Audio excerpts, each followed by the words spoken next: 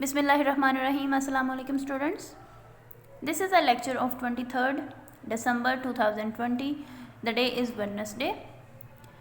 Wednesday का ये आपका लेक्चर है class 7. Subject is social studies, chapter number 16, and the topic is the road to independence. This is your class test. First of all, you have to prepare your page. आपने page ready करना है अपना class test के लिए. उसके बाद आपने ये 2 क्वेश्चन उसके लिए अटैम्प्ट करने हैं क्लास टेस्ट में. क्वेश्चन नंबर 1 है what are mechanics, metrology and philosophy. ये Muslim scientist, philosopher and travellers के बारे में है. चैप्टर नंबर 12 का आपको टेस्ट मैंने असाइन किया था, उसी का आपने टेस्ट अटैम्प्ट करना है. क्वेश्चन नंबर 2 है what is the difference between astrology and astronomy. Astrology और एस्ट्रोनॉमी के दरमियान फ़र्क को आपने बताना है. ठीक है, समझ आ गई आपको.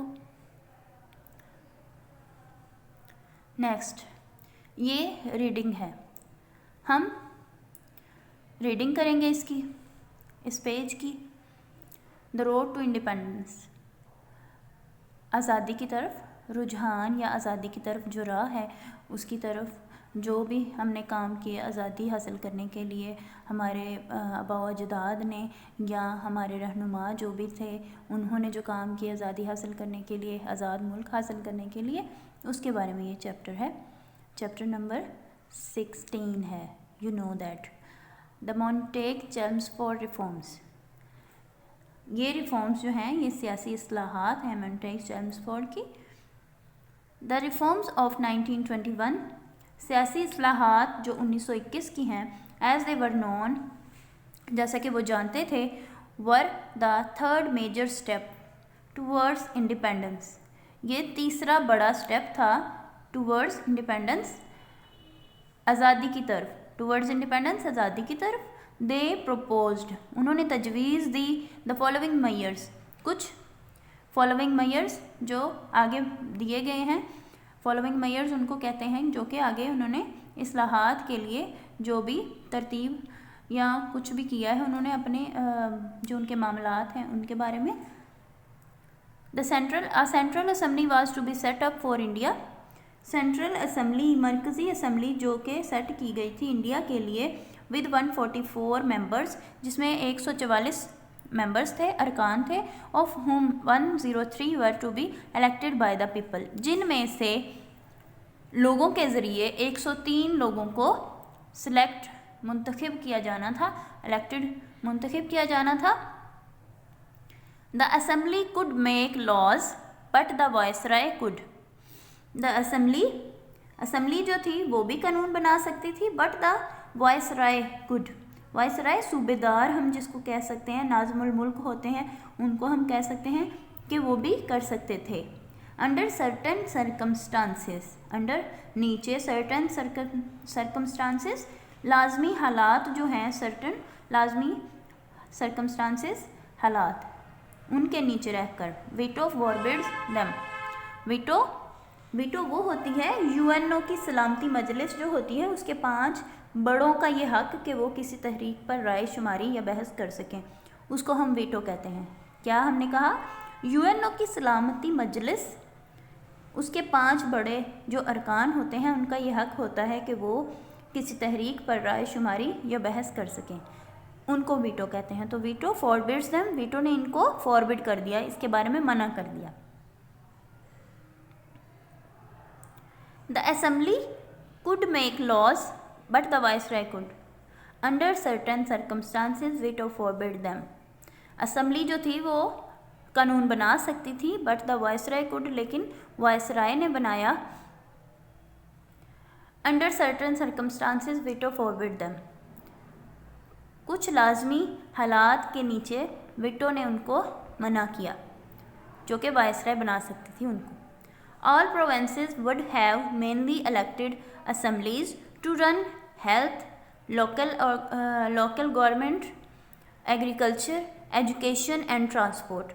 All provinces, तमाम जो सूबे थे, would have mainly elected, वो क्या थे? बालखसूस वो इलेक्ट हो सकते थे, उनको इलेक्ट होना था. Elected assemblies, mainly elected assemblies वो मेनली बालखसूस जो थी वो मुंतखब शुदा असम्बलीज थी टू रन, जिनको चलाना था हेल्थ, सेहत, लोकल गवर्नमेंट, जो है लोकल गवर्नमेंट हम किसको कह सकते हैं, मकामी गवर्नमेंट जो होती है उसको, एग्रीकल्चर ज़राअत, एजुकेशन तालीम and transport. Defence foreign affairs, बचाओ की जो फ़ौरन गैर मुल्की मामलात हैं, police and the budget will still to be the responsibility of the viceroy and his council. Police and budget जो भी था वर स्टिल टू बी, उनको भी होना था रिस्पॉन्सिबिलिटी, जिम्मेदारी ऑफ द वाइसरॉय की, नाज़िमुल मुल्क की, एंड हिज काउंसिल और इसकी ईवान या जमात हम कह सकते हैं, उनकी जिम्मेदारी ये भी थी।